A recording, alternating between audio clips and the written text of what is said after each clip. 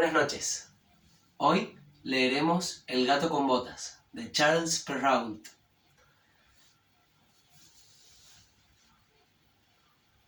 Hace algún tiempo vivía un molinero, viejo y anciano, que cuando falleció dejó como única herencia a sus 3 hijos, su molino, su burro y su gato.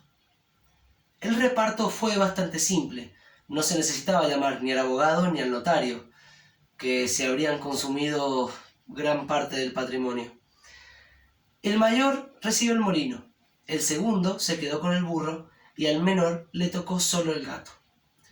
Este se lamentaba de su mísera herencia. Mis hermanos, decía, podrán ganarse la vida convenientemente, trabajando juntos. Lo que es yo, después de comerme a mi gato y de hacerme una lana, un abriguito con él, me moriré de hambre. El gato, que escuchaba estas palabras horrorizado, pero se hacía el desentendido, le dijo en un tono serio y pausado: No debéis afligiros, mi señor. No tenéis más que proporcionarme una bolsa y un par de botas para andar por los matorrales y veréis que vuestra herencia no es tan pobre como pensáis. Aunque el amo del gato no tuvo muchas esperanzas, le había visto dar tantas muestras de agilidad para cazar ratas y ratones, como colgarse de los pies o esconderse en la harina para hacerse el muerto, que no desesperó de verse socorrido por él en su miseria. Cuando el gato tuvo lo que había pedido, se colocó las botas y, echándose la bolsa al cuello, sujetó los cordones de esta con las patas delanteras y se dirigió a un campo donde había visto muchos conejos. Puso algunas hierbas en su saco y, tendiéndose en el suelo, como si estuviese muerto, aguardó que algún conejillo, poco conocedor aún de las astucias de este mundo, viniera a meter su hocico en la bolsa para comer lo que había dentro. Ni bien se hubo recostado cuando se vio satisfecho. Un atolondrado conejillo se metió en el saco y el maestro gato, ¡zas!, tiró de los cordones, lo encerró y lo mató sin misericordia. Muy ufano con su presa, fuese donde el rey y pidió hablar con él. Lo hicieron subir a los aposentos de su majestad, donde al entrar hizo una gran reverencia ante el rey y le dijo: He aquí, majestad, un conejo de campo que el señor Marqués de Carabás, era el nombre que inventó para su amo, me ha encargado obsequiaros de su parte. Dile a tu amo, respondió el rey, que le doy las gracias y que me agrada mucho. En otra ocasión, se ocultó en un trigal, dejando siempre su saco abierto, y cuando en él entraron 2 perdices, tiró de los cordones y las cazó a ambas. Fue corriendo a dárselas al rey, tal como había hecho con el conejo de campo. El rey recibió también con agrado el regalo, y ordenó que le diesen de beber. El gato continuó así durante 2 o 3 meses, llevándole de vez en cuando al rey productos de caza de su amo. Un día supo que el rey iría a pasear a orillas del río con su hija, la más hermosa princesa del mundo, y le dijo a su amo: Si queréis seguir mi consejo, vuestra fortuna está hecha. No tenéis más que bañaros en el río, en el sitio que os mostraré, y enseguida yo haré lo demás. El marqués de Carabás, hizo lo que su gato le aconsejó, sin saber de qué le serviría. Mientras estaba bañando, el rey pasó por ahí, y el gato se puso a gritar con todas sus fuerzas: ¡Socorro, socorro! ¡El señor Marqués de Carabás se está ahogando! Al oír el grito, el rey asomó la cabeza por la portezuela y, reconociendo al gato que tantas veces le había llevado a casa, ordenó a sus guardias que acudieran rápidamente a socorrer al Marqués de Carabás. En tanto que sacaban del río al pobre marqués, el gato se acercó a la carroza y le dijo al rey que mientras su amo se estaba bañando, unos ladrones se habían llevado sus ropas, y pese a haber gritado ¡al ladrón! Con todas sus fuerzas, el pícaro del gato había escondido debajo de una enorme piedra toda la ropa. El rey ordenó de inmediato a los encargados de su guardarropa que fuesen en busca de las más bellas vestiduras para el señor Marqués de Carabás. El rey le hizo 1000 atenciones, y como el hermoso traje que le acababan de dar realzaba su figura, ya que era apuesto y bien formado, La hija del rey lo encontró muy de su agrado. Bastó que el marqués de Carabás le dirigiera 2 o 3 miradas sumamente respetuosas y algo tiernas, y ella quedó locamente enamorada. El rey quiso que se subiera a su carroza y lo acompañó en el paseo. El gato, encantado al ver que su proyecto empezaba a resultar, se adelantó y, habiendo encontrado unos campesinos que segaban un prado, les dijo: «Buenos segadores, si no decís al rey que el prado que estáis segando es del marqués de Carabás, os haré picadillo como carne de budín». Por cierto, que el rey preguntó a los segadores de quién era ese prado que estaban segando. «Es del señor marqués de Carabás», dijeron a una sola voz, puesto que la amenaza del gato los había asustado. «Tenéis aquí una hermosa heredad», dijo el rey marqués de Carabás al marqués de Carabás. «Veréis, majestad, es una tierra que no deja de producir con abundancia cada año».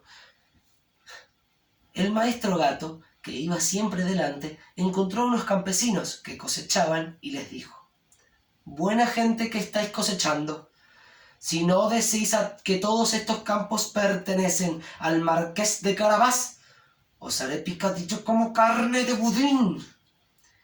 El rey, que pasó momentos después, quiso saber a quién pertenecían los campos que veía. «Son del señor marqués de Carabás», contestaron los campesinos, y el rey, nuevamente, se alegró con el marqués. El gato, que iba delante de la carroza, decía siempre lo mismo a todos cuantos encontraba, y el rey estaba muy asombrado con las riquezas del señor marqués de Carabás. El maestro gato finalmente llegó ante un hermoso castillo, cuyo dueño era un ogro, el más rico que jamás se hubiera visto, pues todas las tierras por donde habían pasado eran dependientes del castillo.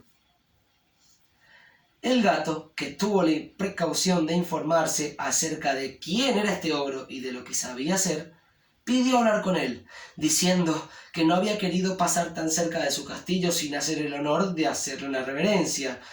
El ogro lo recibió en la forma más cortés que puede hacerle un ogro y lo invitó a descansar.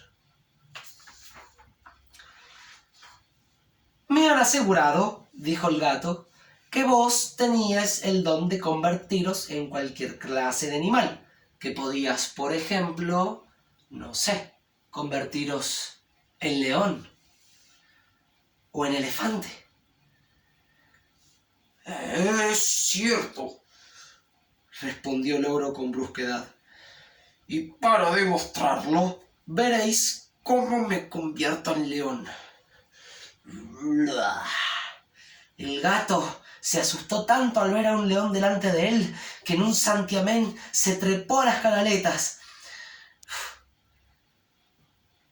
Algún rato después, viendo que el ogro había recuperado su forma primitiva, el gato bajó y confesó que había tenido mucho miedo.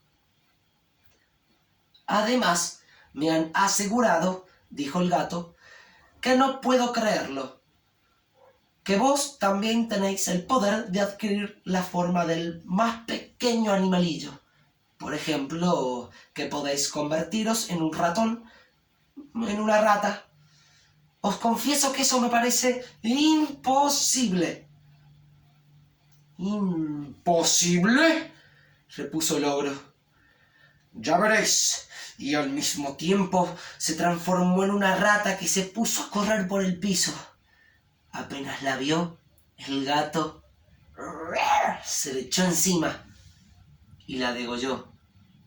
Bebió su sangre y finalmente se la comió.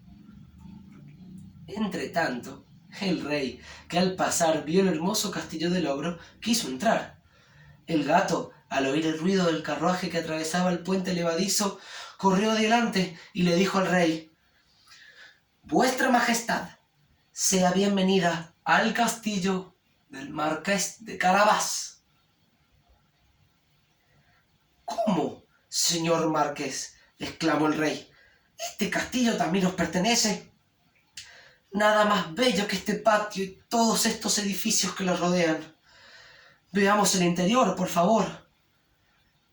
El marqués ofreció la mano a la joven princesa y, siguiendo al rey, que iba primero, entraron a una gran sala donde encontraron una magnífica colación que había preparado el ogro para sus amigos, que vendrían a verlo ese mismo día.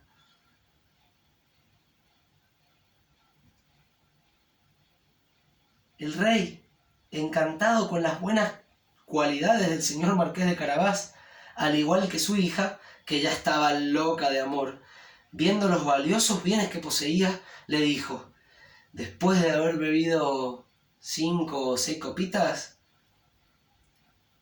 solo dependerá de vos, señor marqués, que seáis mi yerno. El marqués, haciendo grandes reverencias, aceptó el honor que le hacía el rey, y ese mismo día se casó con la princesa. El gato se convirtió en gran señor, y ya no corrió tras ratas, sino más que por diversión.